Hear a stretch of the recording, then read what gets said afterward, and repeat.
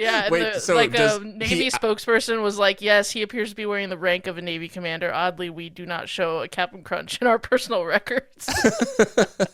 Wait, so is wait, so he outranks a captain? Yes, like I Okay, think because the captain of the Navy's like an O5 or something crazy like that. Well, like an no, O actually, six, I think. I think he's below. I don't know. Oh, because I think No, commander's I think below a commander's captain. below. I think commander's below. Yeah, yeah, Stolen yeah. valor. St- yeah. Captain Crunch, stolen valor.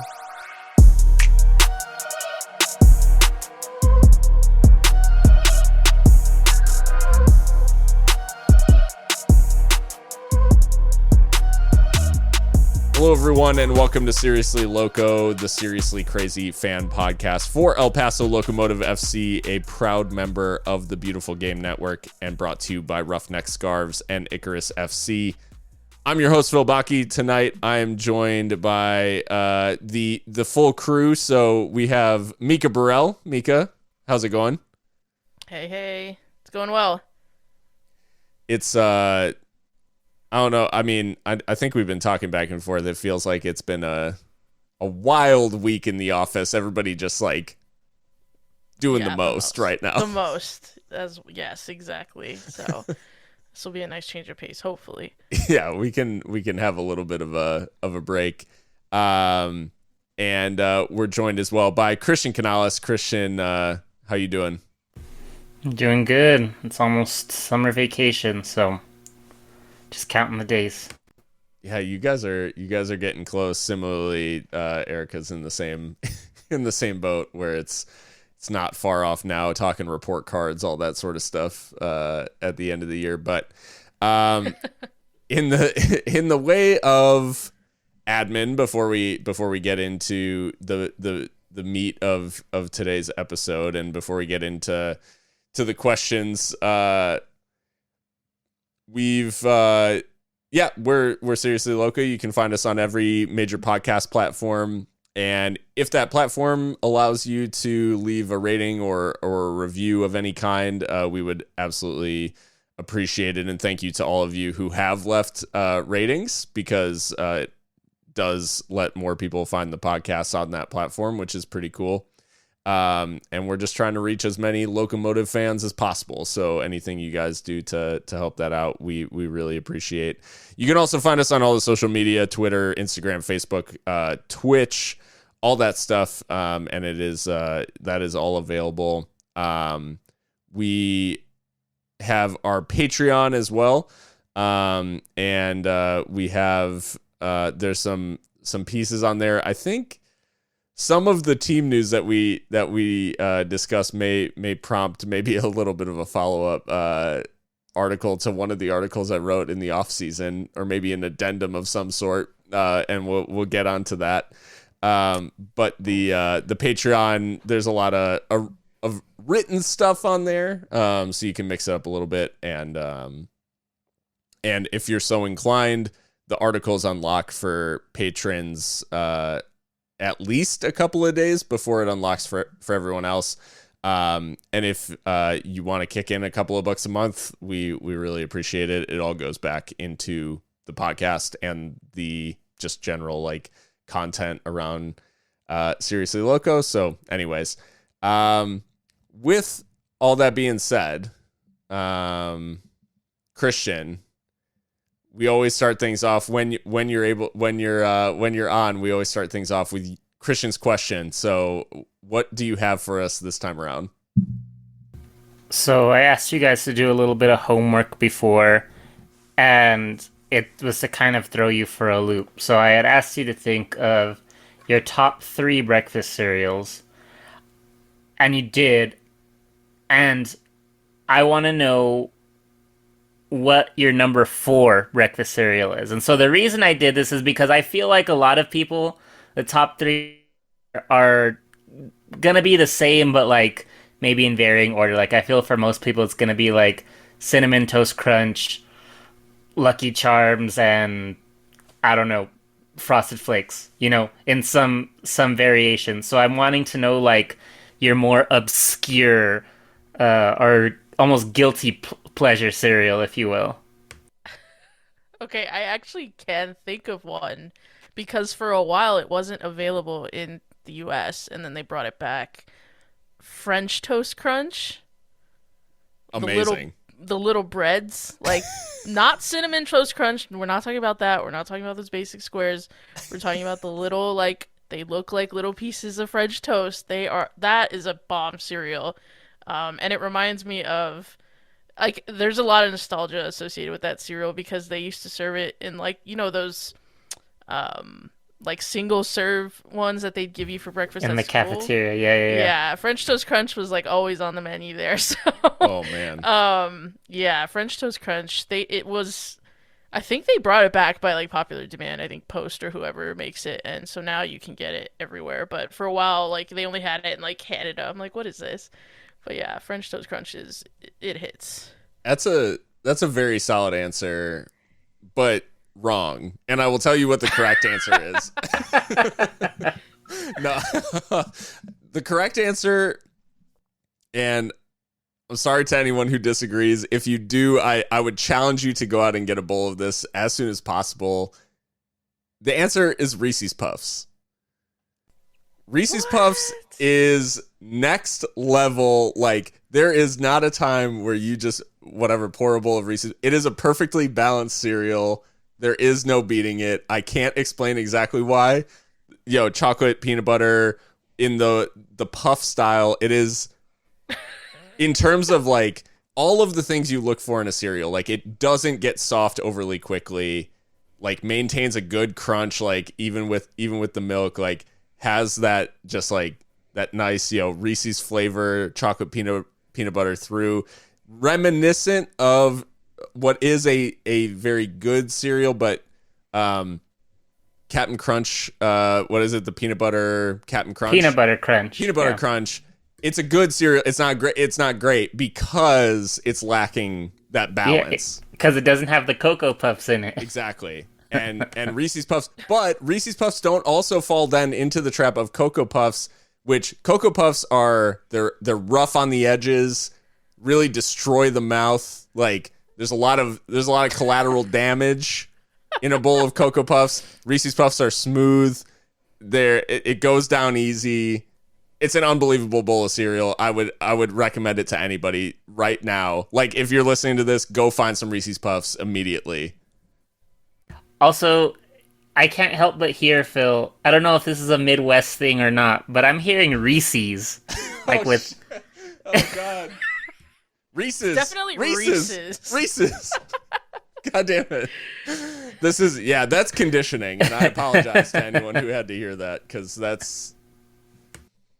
We've evolved past the Reese's, but yeah, Reese's Puffs. Reese's Puffs. You went deep with that. You were talking about like mouthfeel, flavor combinations. These are the things that matter when it comes to a bowl of cereal. Well, Christian, I'm curious now what you have to say. Yeah, have you guys ever had?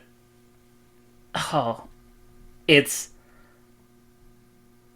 I'm looking for. I knew what I was gonna say, and now I'm like blanking out on what it was called. Oh, not Kicks, but like the berry kicks. Berry kicks is a good shout. It's a very good shout. That is a shot in the childhood for me.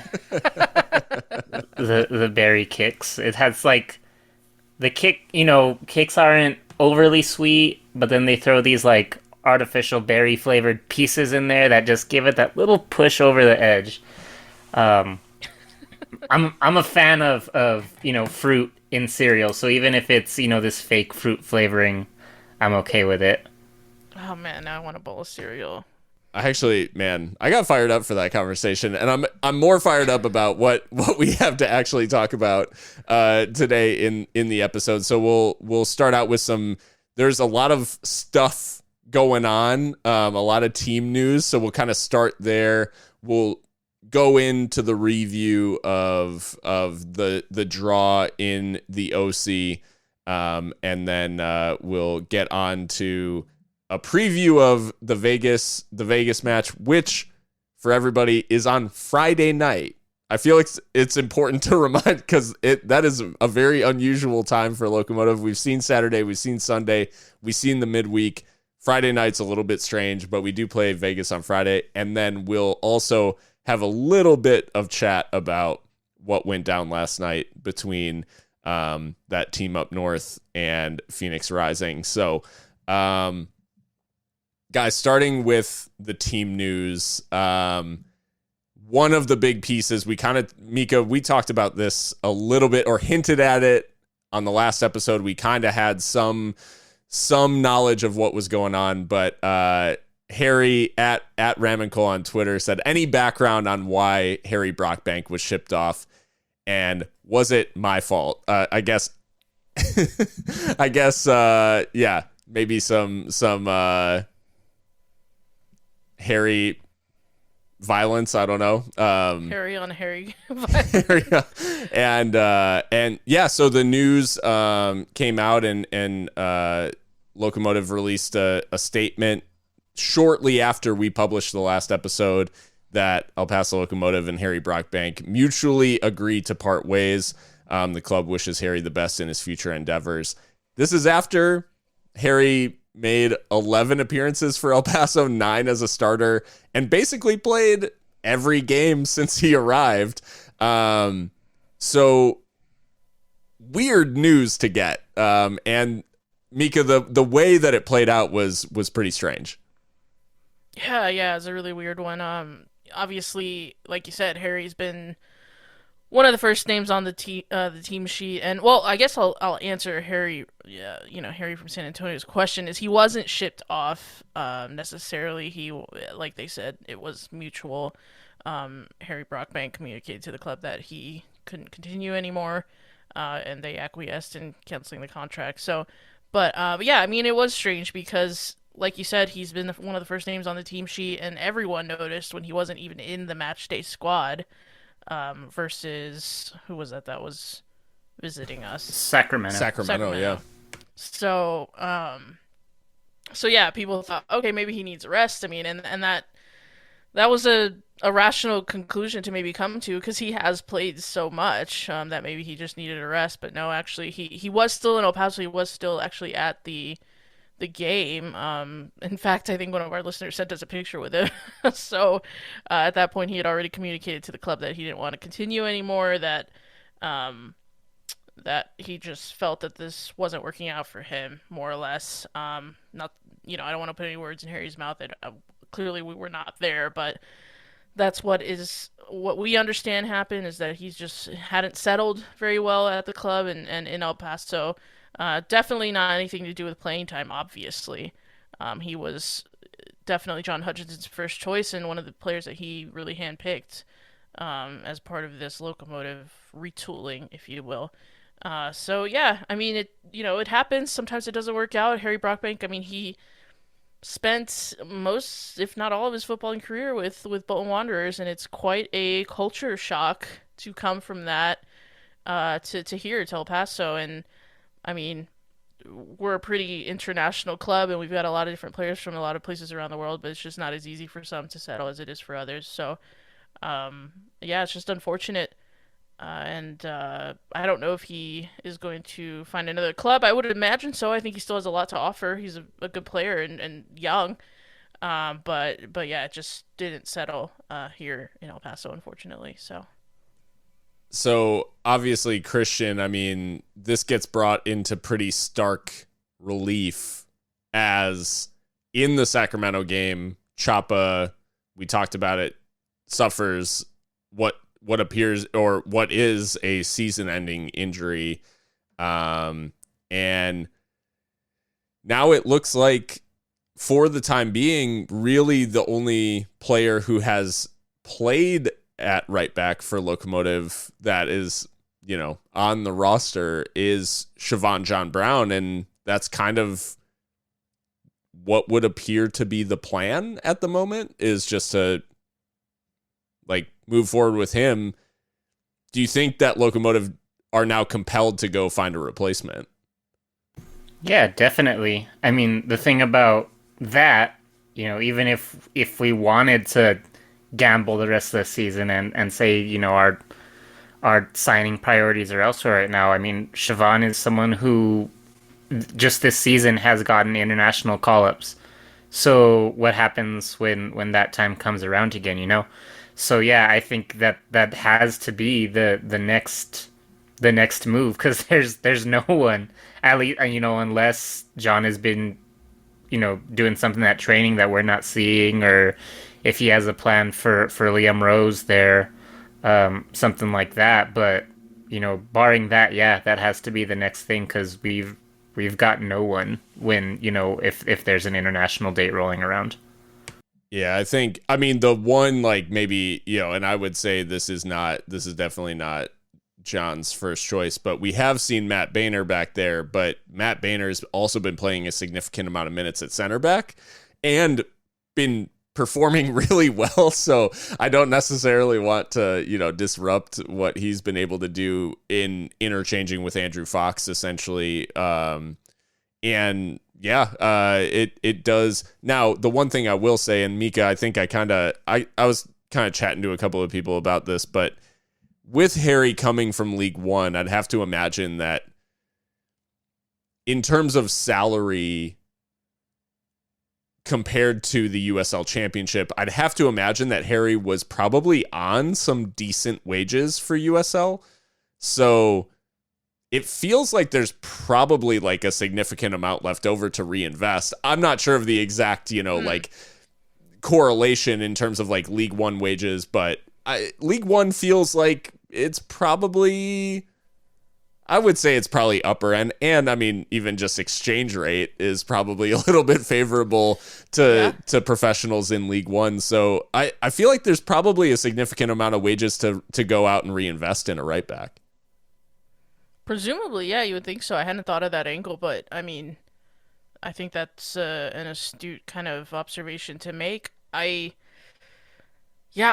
think that we have to get someone in because, like Christian was saying, like we can't run with just John Brown. And actually, I think we saw why a little bit against Orange County. Not to be harsh on the player, but I think he's better as a depth option. And with Boehner, like you said, you don't want to disrupt what's going on in the middle of the defense because I think he's very good there. Plus, you don't really get to play Hutch's style if you put Boehner out there. He does want his fullbacks bombing on and augmenting midfield and stuff, and I don't know that Boehner necessarily is as mobile for a role like that. So yeah, I mean, I do hope that whatever Harry was being remunerated does get spread around a couple different talents because I think this squad could use not just a piece, not just a replacement, but a couple for the run in because like we know injuries have been brutal, and we have an international caliber squad, and people are going to get called up and miss games and such. So, yeah, from what we can tell, the club are looking at players and just making sure that they're the right fit before they bring them in. Liam Rose is still on his way. Yeah.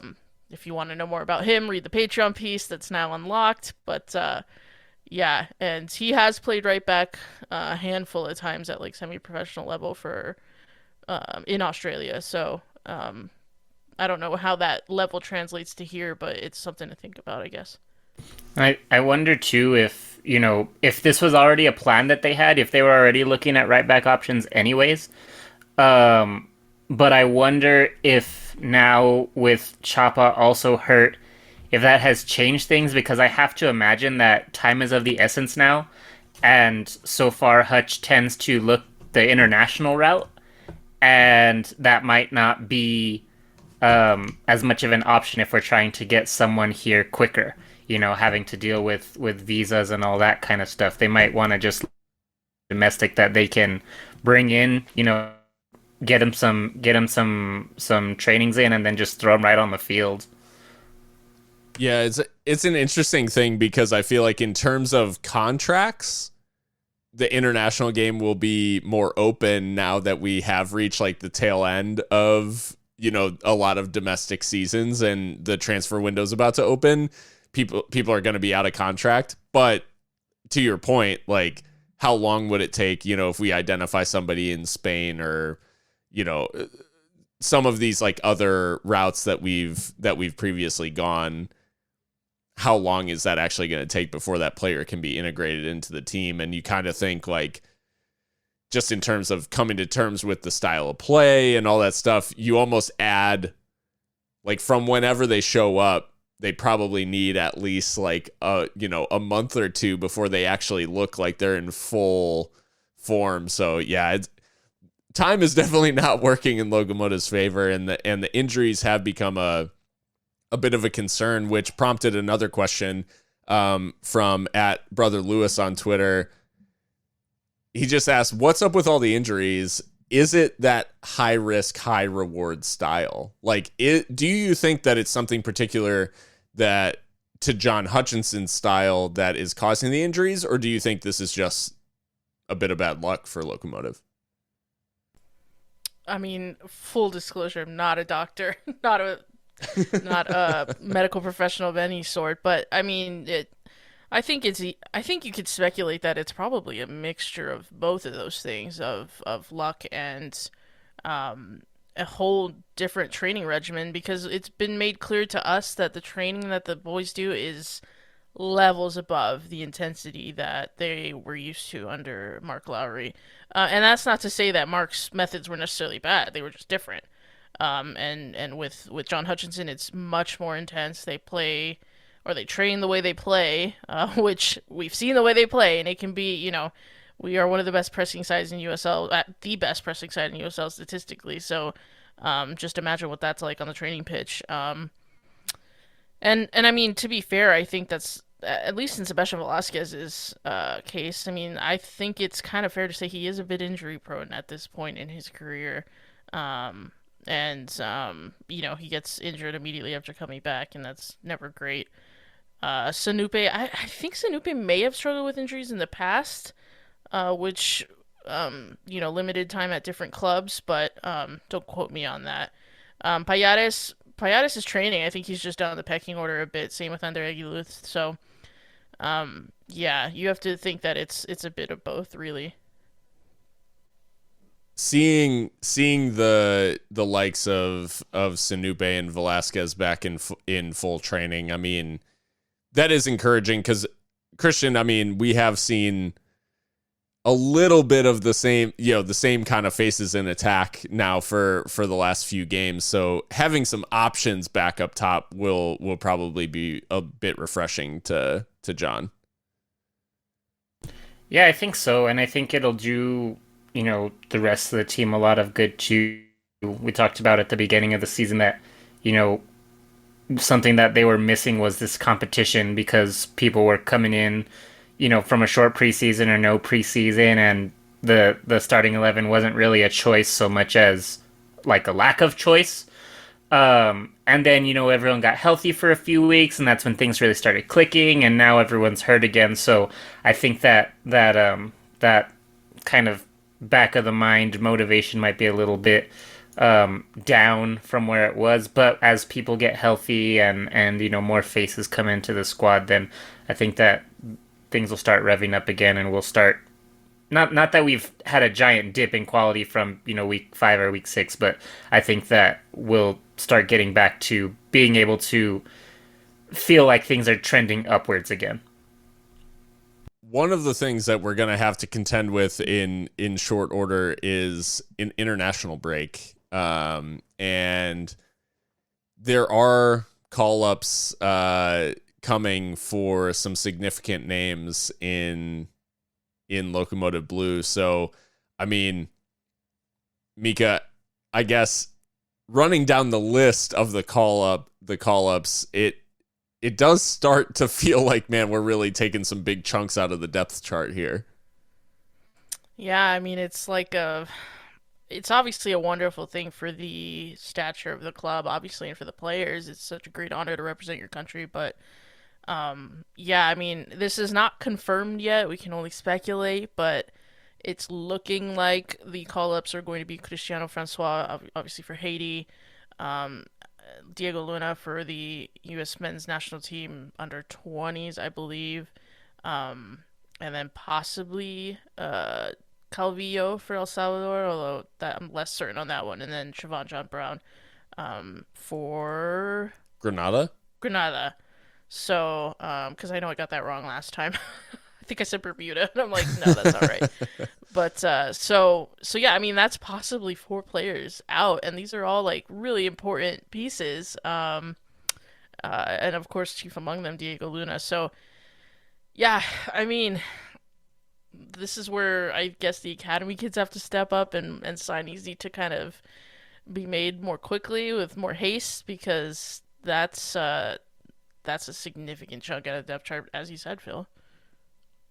And it's an odd international break because it's one that traditionally would not really be in an international break in the classic sense. It would be the World Cup. Like that would be what's occurring this summer. And obviously due to the World Cup being in Qatar and being in the winter, there's just an international break in the summer, and that's just a thing that's happening. So, yeah, a little bit of a weird one in that not directly correlated to the major tournament that is typically happening over the summer. And yeah, another thing for Locomotive to contend with. Not that they haven't before, but as we said, combined with some of the fitness issues that we've had, it does present some additional challenges. Well, I guess heading into the review of what went down in Orange County, the Seriously Loco match review.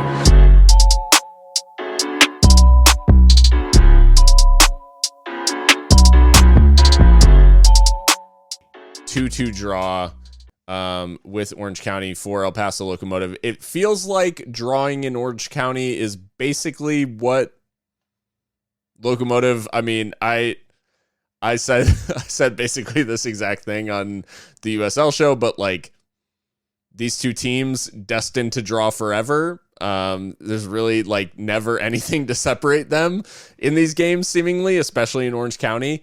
And in this one, a little bit of a wild game. And I mean, just starting from the general kind of feel of this one, it really felt like Orange County probably could have been further ahead in the first half.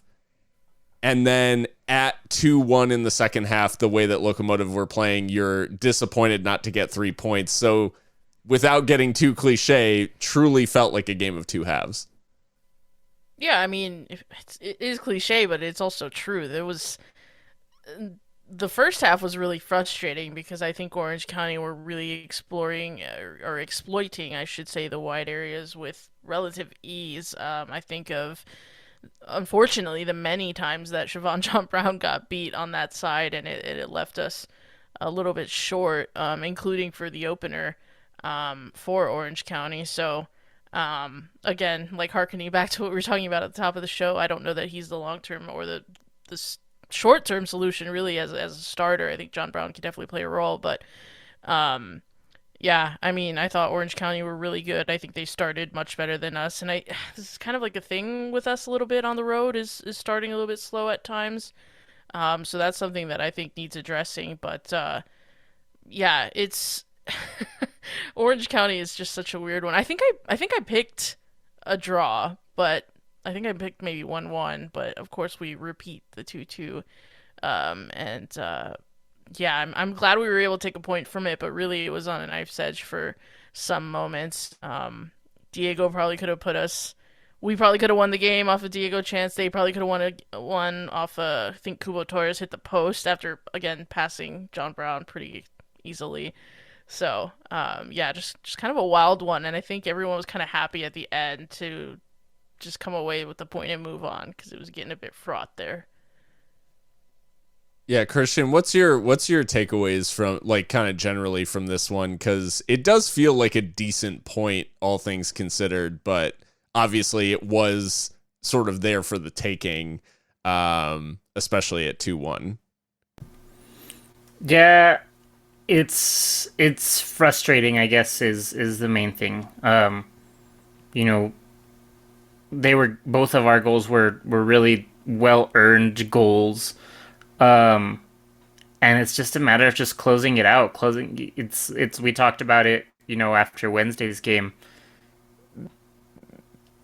That was kind of like the next thing that we had to do, to kind of move along, on our like personal progress bar of the season, is kind of get this important win on the road, and they just failed to do it. So I think that it's just something that they need to focus on again, whenever their next road game is.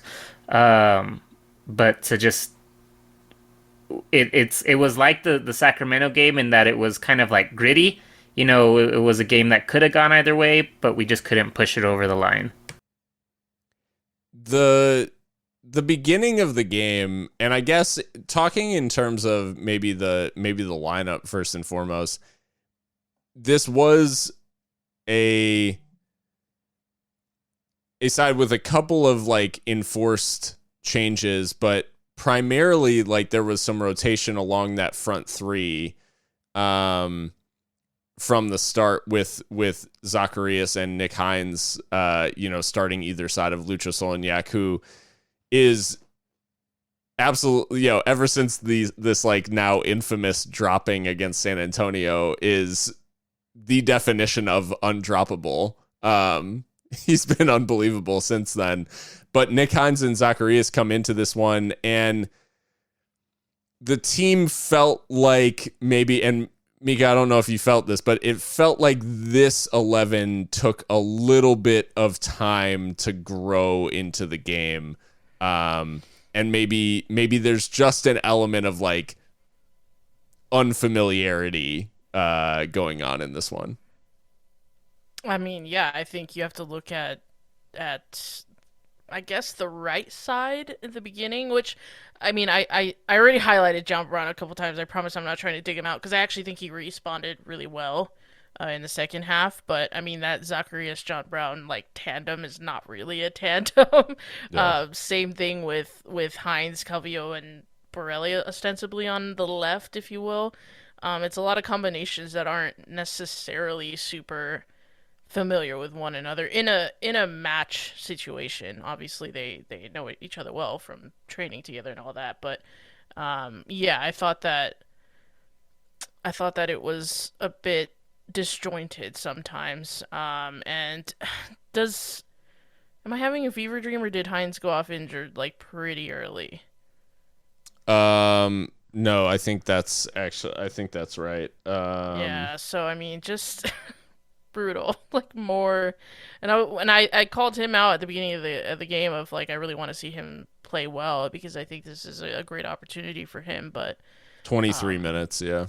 yeah, that was super unfortunate for him, and I don't know how serious or not it is. We'll have to look into that, but yeah, just another like early blow that I think further affected the team as far as disjointedness, I guess. And that Nick Hines injury, Christian, has like a little bit of a double edge because not only does Nick Hines go off early on, but it also forces Josue Aron Gomez, who it felt right in terms of him needing a bit more of a rest. And it seemed even I don't think he was bad in this game by any stretch, but he definitely looked like tired. And he looked tired in the last game as well. And being forced on at 23 minutes, it felt like it didn't do Aron any favors either. Yeah, that's exactly what I was gonna say. Is that the Sacramento game? He just didn't look sharp. So I thought that this, like you said, would be a really deserved break. And when you have that mentality, obviously, you're a professional soccer player, you're ready to play whenever. But you know, you're getting told, okay, we'll get you, 20, 30 minutes. It puts you in a certain mindset. But I guess maybe the lesson to be learned with this team this year is to always be ready to play 90. because anyone can go down at any time. But yeah, it's been, hasn't been his worst season, but particularly offensively, he has looked a little bit jaded, and I thought that maybe that rest would have done some good, but it just wasn't to be seen. But thankfully, they've had almost a week to recover, and then they'll have 8 days after Friday. So hopefully we're turning a page. And in fairness, we'll get on to the goals obviously in a second. And in fairness to Aroni, plays an absolutely ridiculous pass to set up the second. So, anyways, like he seems to always add value regardless of like fitness levels. But it did feel like an opportunity, this good chance to get him arrested. And I'm sure that's where Hutchinson's mind would have been at. In terms of the events of the game, the opening stages, it did feel like it was going a little bit in Orange County's favor, just in terms of the quality of chances, all those things. But the goal that opens proceedings, I mean, Mika, it's maybe one of the unluckiest goals to concede. And for a keeper like Evan Newton, who's been, under so much pressure at the early parts of the season, this felt like just like the cruel hand of fate moving the ball out of his grasp. Yeah, no, it's I mean, to be fair to Orange County, they absolutely ripped us apart on the counterattack to even get into that position. But yeah, I mean, the shot is hopeful. I mean, it's not a high XG chance, let's be honest, and it takes like a wicked bobble off the pitch, and kind of catches Newton out, and he does try to get to it. I mean, he's a big boy; he can get to those kind of like weird deflections, but I mean, unfortunately, it just goes in. And to be fair, I don't think anybody was blaming Newton for that.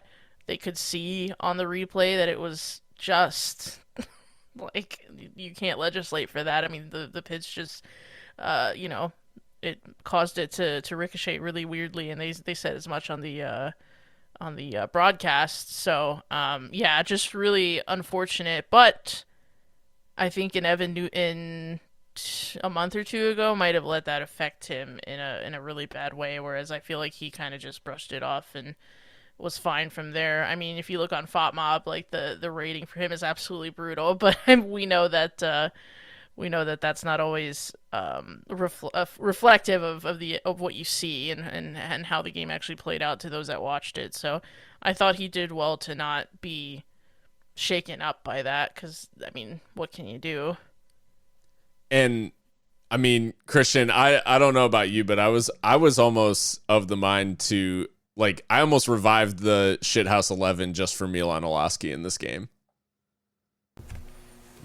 Yeah, I mean, that might have been a good shout. I wouldn't have held that one against you. I hated this goal because Orange County have like a relatively big chance before, and it felt like such a gut punch to survive the bigger chance and then give up this one. Yeah, for sure. I mean, you feel like, just like you said, like you just escaped death, and then just to get dragged back in there, and especially with this team, personally, I'm still not comfortable being down on the road. So it really felt like that might be it. Yeah, and it did. I guess it does kind of have that feel when Locomotive go behind. I guess the credit to them, and maybe one of the criticisms that we've even maybe levied against this team in the past is the response, and like how they respond to the adversity and all of that. They go into the break, they make it to the break, it's 1-0, and we haven't started second halves particularly well. I think it's fair to say. We come out in this one and equalize fairly quickly after the break. So this felt like a little bit of a refreshing change in terms of how we've come out of the locker room, because there have been a couple of games where we've come out of the locker room and been basically the game's been put to bed in that early period. Yeah, I think that's fair.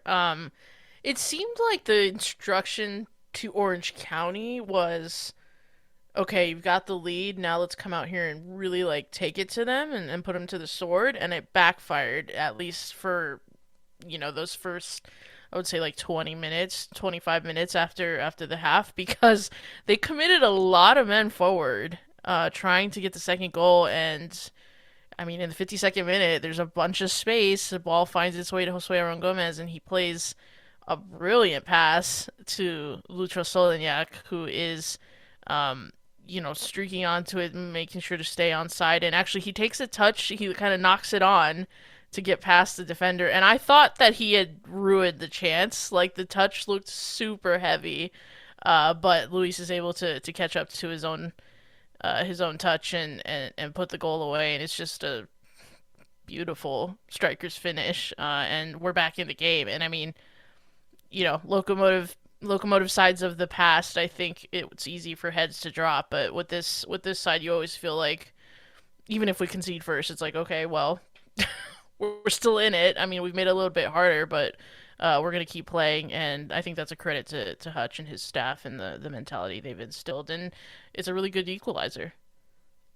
The equalizer, I mean, right now, Christian, we know the qualities of Lucho, and him in that area is obviously dangerous, but it does seem to be right now in this form that he's in at sort of a different level than we've seen Lucho, because he's an incredibly high quality striker. We've seen him as the playmaker. He's got a lot of assists in his time. This run of goal scoring form, though, as he's up in the Golden Boot conversation, obviously very prematurely, but this feels like a little bit of a different level in terms of the clinical sort of finishing from Lucho consistently. Yeah, he's definitely feeling himself, and he knows it too. He's not I need to get my goals kind of player. But he does know that is his job. And he said as much. He's in the end, he's happy when the team's doing well, but he also knows that he knows who he is. He knows the quality that he has, and I think that I don't think you can even call him a confidence player. I think he is a confident player, but I don't think he is a confidence player, because I think that, he can turn it on at any time. He can go, 6 or 7 games without scoring and then turn it on, with no problem. But when he does get in this form, and I think that's when that kind of next gear that you're referring to kind of comes in, that he always has the ability, but now he's got it and then some, since he's, in form right now.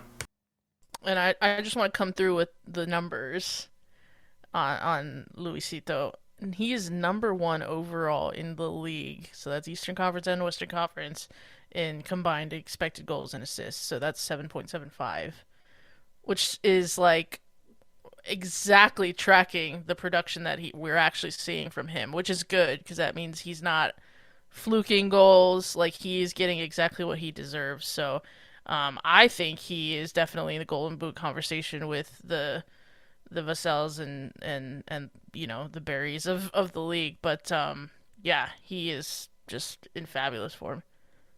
And speaking of the goal which takes Locomotive into the lead is of his making, as well as he grabs an assist. He'd be remiss if he didn't match a goal with an assist at this point. It's a little bit lucky in the way that the goal comes together, and there is a little bit of questionable defending on the part of Orange County, because it is, it's a long ball over the top from Siobhan John Brown, a bit of a missed kick, but Lucho latches onto it, and Diego Luna makes no mistake from the edge of the 6-yard box to give Locomotive the lead, and Luna celebrating in style by running over to the academy boys that were in the front row. A bit of a wholesome moment there for the youngster doing it for the first team, and then going and celebrating with the kids who are dreaming of doing the same thing. Yeah, no, it was a really good goal, and again, like I was talking about John Brown at the top of the game review, but in this second half, like he was very, very good. Like he responded very well, and you talked about the long ball. He was accurate with 3 out of 6 of them, and had 3 out of 4 successful dribbles. So Siobhan, like he was instrumental to this, knocking over the top, and then Lucho finds that pocket space on the right side, and I think the angle is just too much for Rakovsky because Diego is also in the box causing a bunch of panic, as it were, and Lucho's unselfish in playing him in and getting that second goal. I wish we would have held on to it. That would have been nice, but and Diego should have had a brace. To be fair, Rakovsky does recover a little bit later on. I don't know if it was later on or before when he had that chance. Pretty close in, similar to the goal itself, but he sticks a leg out. But yeah, goal and assist for Luisito, and Siobhan John Brown. I think deserves massive credit for the build up in it. Christian, I mean, we talked about Lucho, but the picture of efficiency in the numbers too, because he only takes 40 touches of the ball in the whole game, and he ends with a goal and an assist. Yeah, and I mean that's all you can ask for, right? Is to just do your best with what you're given, and it seems like that's kind of been a theme sometimes this year, is that he's not getting the ball as often as we'd like him to, but credit to him for being able to power through those circumstances and give some some meaningful touches there, some meaningful goals, because both goals literally would not have happened without his involvement. So he was invaluable to us on Saturday. With Diego. Now, Diego's big chance, like that big chance missed, is the one kind of like blight on his record in this match, because otherwise I thought he was good. But Diego, did he miss the chance at 2-1? Like, was it 2-1 and he missed the chance to score a second? I thought it was, like, I thought it came later. I might be misremembering, but I thought so, because when I think back to it, I'm like, oh, we could have really like made it, taken it home with that one. But yeah, I don't know. Someone can correct me if that's not right, but I just remember thinking like that was a crucial chance. But he tries to curl it under Rakovsky, and he sticks a leg out, and it's just, yeah. I don't remember exactly when it was, but I do remember feeling like, ooh, sliding doors moment. It did feel like the chance to go and win the game. And unfortunately, the lead, Christian, only lasts 8 minutes because Orange County get forward down that left-hand side, cross to the back post, just kind of like hit, hopefully, into an area. It's knotted down. Ugo Akoli completely gets his kick wrong, like total miss kick. Trying to hit it himself, like doesn't get it right, and it just happens to fall to Cubo, and he makes no mistake to make it 2-2. Yeah, I feel like both goals were just kind of out of like chaos, I guess. We were just scrambling, and we were lucky that they only scored 2, because that happened on a couple of other ones too. I think they had a corner that was missed earlier in the game too, where we just couldn't find the ball. And I think it was Torres that time too, who just didn't make contact with it on the volley, and thankfully it didn't go in. But yeah, it was just chaos all around for those goals. And then to Mika's point, I was just looking it up right now. Diego's goal that you were talking about actually comes just after they tie it up. It comes in the 80th minute. So that could Okay. have, that could have put us up 3-2 there, but wasn't to be. I almost want to go back to that chance now that we're like putting it in the context of the game, because the defending obviously on the Torres goal to equalize was, it just felt a little bit like, it just felt like at different points in the move, there's so many opportunities to deal with the danger. Like, either you're stopping the cross into the box, or that nod down at the back post, you're dealing with that. Or when Okoli miskicks, you're clearing. And at any of those like 3 points, it was just, they just didn't get it right. And it's not a criticism of any one defender necessarily, but it's really one of those that just felt like eminently preventable in many ways. Following that up by creating that Luna chance, and I think we'd be remiss to not mention Richie Ryan makes an unbelievable pass to set Luna one-on-one with Rakowski, and it is a good save, but that pass deserves so much more. Oh my god, yeah, he split like two defenders with it, and it's just perfectly weighted. And I think the thing I love the most about it is that Luna calls for it, and Richie's like, yeah, bet, I'll like put it exactly where you're asking for it. And we know those two players have a special bond. It was Richie that brought Diego to the club, and when Diego spoke to us, he says he looks up to Richie like a brother, or maybe even like a father. I don't know. Richie might be mad at me for saying that, but I mean, Richie's yeah, absolutely old. Yeah, I mean, he's what, 20, About like 20 years his senior. or like 19 years as senior, something like that. oh man, we're gonna get flamed by Richie if he ever hears this. But no, yeah, I mean the the pass deserves so much more. Just took so many people out with the one move, and he's in a bunch of space, and it's just a credit to Rakowski. It's good goalkeeping. I mean, what can I say? And like Mika said, a sliding doors moment, because a 3-2 lead at that point would have felt insurmountable, I think. And they probably see it out, which we'll never know, I guess. But the result ends 2-2. Locomotive, as it stands, in terms of the table, up to fifth, but that is with some games in hand. The teams around them have some matches to catch up, so it's certainly not. I think we've actually played.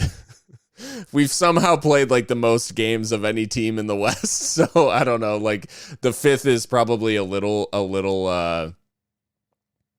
deceiving. Although I will say, Lights, we do have a chance to put some distance like between us and Lights on Friday, because Lights are down in seventh, and they just have the one game in hand on us, so we could easily kind of create a little bit of a gap there if we get the 3 points. But crucially, Locomotive just 1 point behind Phoenix Rising. And we'll get on that to later. We'll get onto why in a little bit, but 2-2 draw. Orange County off the back of that still down in 11th. Locomotive up to 5th, but with a lot of teams have some games in hand to play, so still some work to be done for Locomotive. But next we'll talk that Lights game on Friday, and then we'll have a little chat about the debacle out in Albuquerque. The Seriously Loco match preview. Welcome back to Seriously Loco, guys. We've got Lights on Friday, as we said, and Locomotive coming into this one in decent form. Lights not as much, although I will say Lights have been drawing quite a few games recently, it feels like. And this obviously a rematch of one of the most chaotic fixtures of the USL season so far, the 5-4 at Southwest University Park, where many times throughout the second half I was asking myself, could this possibly be real? Did I somehow end up on psychedelic drugs of some kind? There's no real explanation for why what occurred.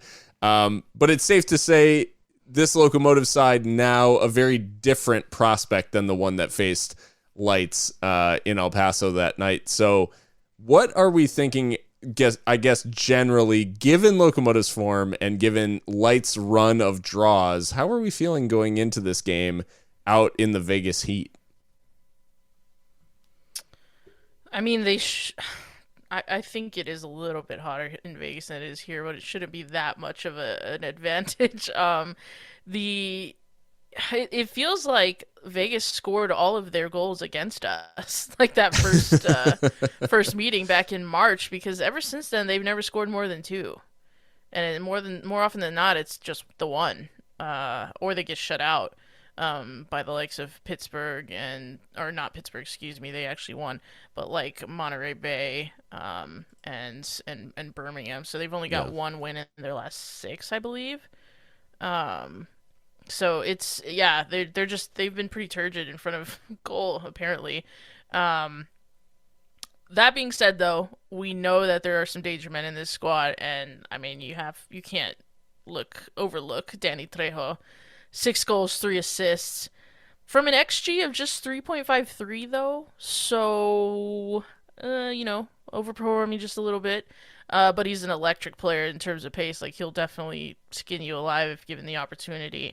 But, yeah, I rate our chances in terms of matchups. I think we've got more of a sample size now so that we can see what kind of team Vegas really is, because I think in March it was still kind of like people trying to figure out what's going on. Same thing with us, trying to figure out how we're going to play. But at this time, Las Vegas, they allow the second most shots against in the entire league. 165 shots against. They're keeping company with the likes of Atlanta United 2, LA Galaxy 2, and actually Phoenix Rising. So... some MLS 2 sides in there, and then Phoenix, who are just kind of in the mud at the moment.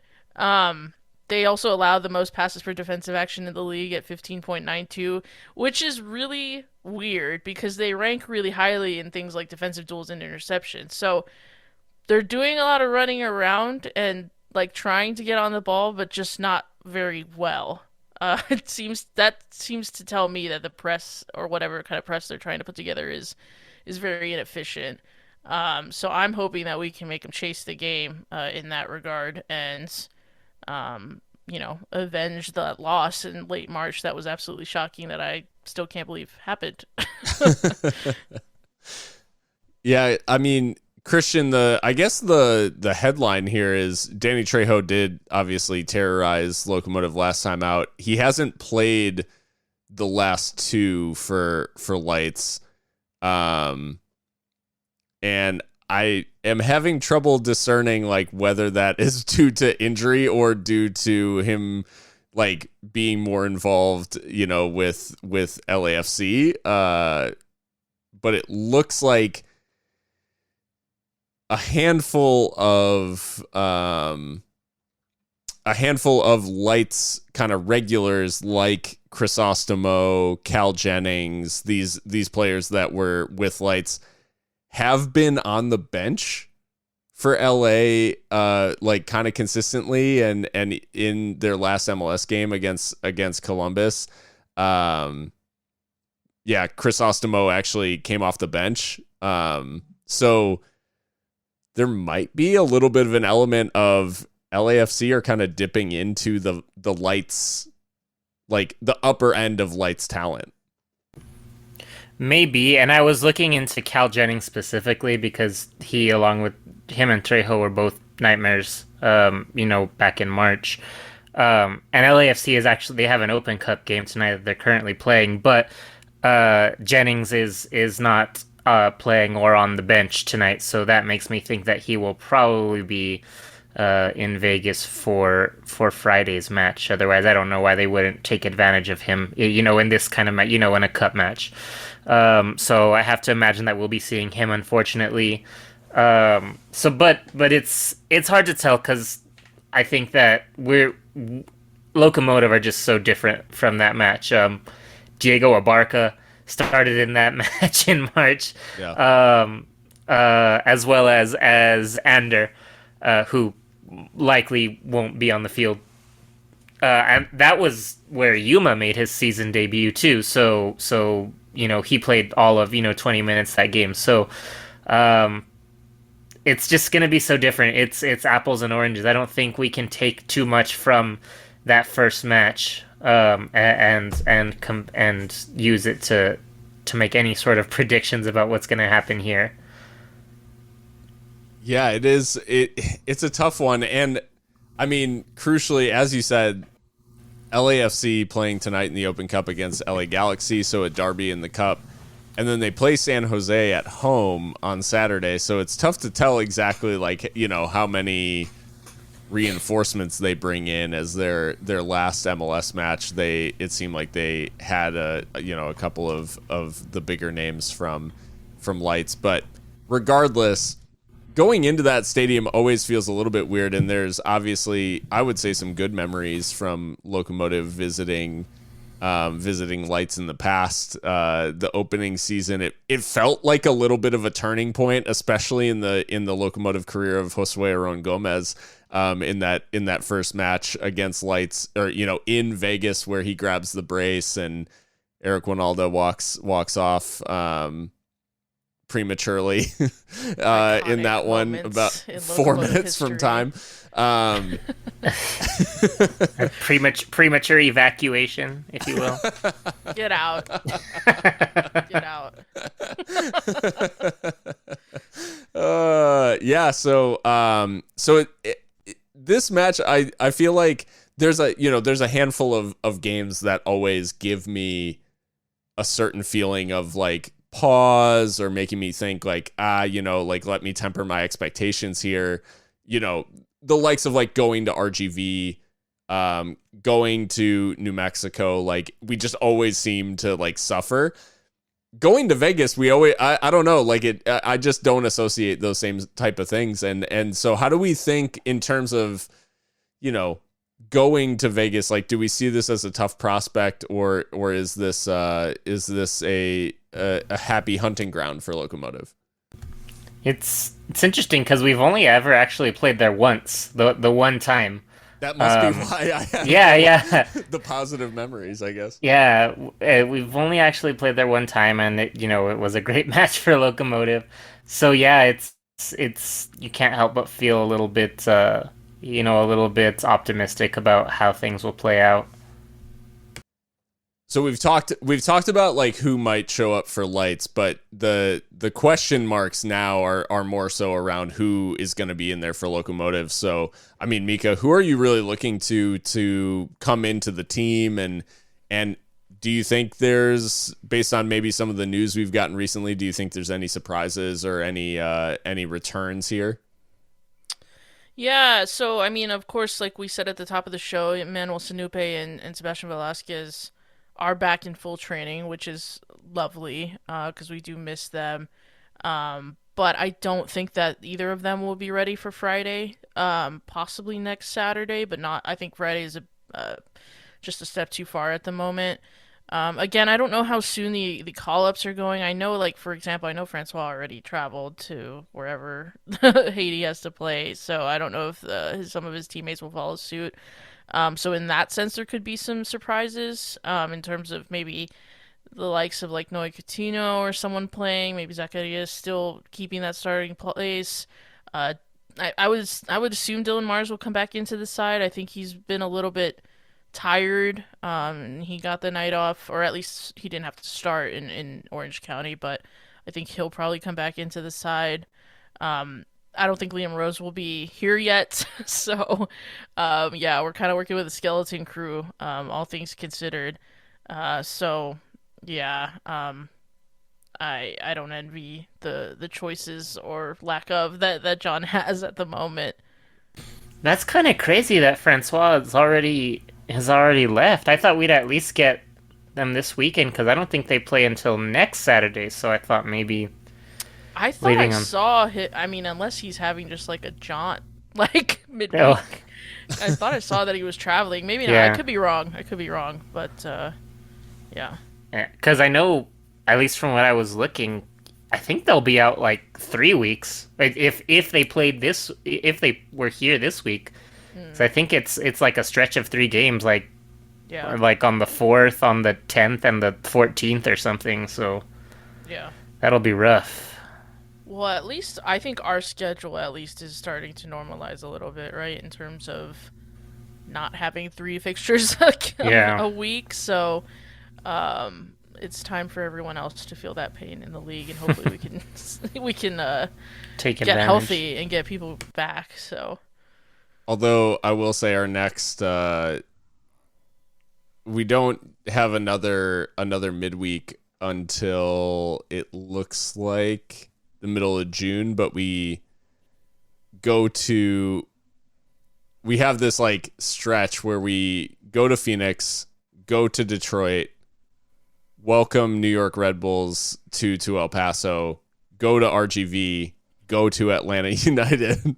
So there's just a lot of and that RGV game is the midweek, which is like horrid. RGV, yeah, Edinburgh on a Wednesday is not where you want to be. And that's not shade on Edinburgh. That's just like as a visiting team, you do not want to be in that stadium on a midweek night. It's just there's no joy to be found there.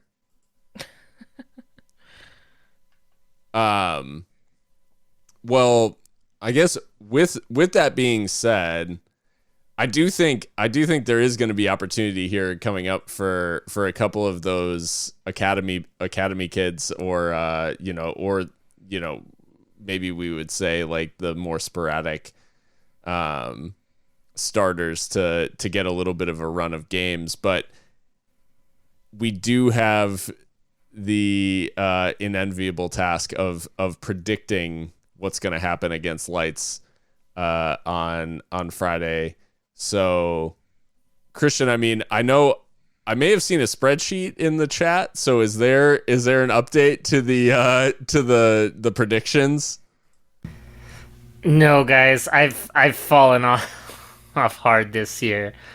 Um, yeah, nothing for the pick'em, Oh, okay. unfortunately. I wait. What was that spreadsheet that you sent then? That was my like personal prediction for the season that I did at Oh, the that's right. before That's right. And before the you've first been game. like scarily close on a Yeah, lot of them. and if I'm to be believed, we're in for a hell of a summer, but we'll have to see. That was me not taking into consideration injuries and international call-ups. So Uh-huh. we'll see. Although, I mean, and I'll probably edit this, but I do love the fact that we get to play Hartford and New York Red Bulls and Atlanta United because, like, it feels like a bit of balance given how fucking grueling the West is. Like, the West, there's basically one bad team, and they just beat Louisville. So, that's the level of the West is like the one bad team beat the absolute best team in the East, and meanwhile, everybody's just picking up free points against New York Red Bulls and Atlanta too. Monterey Bay also beat Vegas, so Yeah, yeah. and we made light work of Monterey Bay, and now I'm thinking like, man, that win looks so much better in hindsight. Definitely. So, okay, well, predictions, I guess. Yeah. So, Um, yeah, talking about how this one might play out. What do you guys have in terms of result and a score for Lights on Friday? you know what? I think that will go. I like our chances. I think that we owe them one for what happened with the 5-4. Um, it's just hard to conceive of like what the starting 11 is gonna look like and what the matchday squad's gonna look like with all these different variables. But I do like our chances. I'm gonna go 2-0. Um, I think it's I think it's important that we keep a clean sheet after what happened in Orange County of just goals flying in. I mean, not that many too, but still. Um, yeah, 2-0, and who will score? I think Dylan Mars will come back into the side, and hopefully he'll score himself into a bit of form. So I'll go Dylan. I like that. Yeah, I'm also gonna say 2-0. That I'm gonna stick with what I'd said at the beginning of the year too. I'm gonna say 2-0 here, and the smart money's on Lucho, so why the hell not? Yeah. Yeah, that's no, I think both of those picks ring true. I'll go like slightly more I guess conservative in terms of like I think we'll say 2-1. Maybe we don't keep the clean sheet on the road. We feel like we're just a little more vulnerable than we are at home. And but I'll say that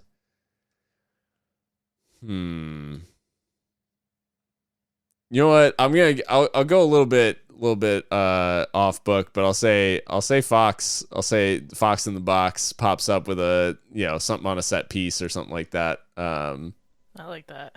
And helps put Vegas away. But yeah, I think the win is a sensible pick. I will say that I think it'll take some doing in terms of we've been frustrated by how teams have set up against us recently, and I think I'm not trying to big us up too much, but the league is recognizing that like if you do come out and just play like end to end, it's not great, and the best way to kind of get at us is on the counter. So a lot of teams are going to sit in, and with the amount of draws that LA's had recently, I do think that we're going to see more of the same. So finding that breakthrough is going to be important, because recently they've essentially just frustrated teams. Like they haven't been their, chaotic selves. They've really just kept things, pretty calm, and a lot of 1-1s, 1-0s, like that sort of stuff. So yeah, I think we need to be prepared for, this one to be almost, I don't know what the opposite of a 5-4 is, but it feels like, we're going to see a pretty different game from the one we saw at Southwest University Park. Yeah, I think that's fair. Yeah. Well, with all of that being said, obviously we are going to be watching with interest. I think if you guys are up for it, we haven't talked about it, but I think a watch along could be in order for Friday night if you guys are around. You guys, if you're able to tune in, you can catch that on Facebook, Twitch, or right on Twitter. But Facebook and Twitch, you can interact in the chat, and we always seem to have a pretty good time. We're looking to add more victories to these away watch parties, so hopefully we can get one of those on Friday. And yeah, hopefully you guys can tune in. I won't reiterate all of the admin from the top of the show, but bottom line is, subscribe to the show on whatever platform you most like to use. Follow us on social media on whatever platform you most enjoy, and we will be following along with the game in Vegas, and we'll be back to recap it probably early next week, and we'll look ahead to more Locomotive as the train keeps on rolling. So until Friday, yeah, we'll see you then, and stay loco.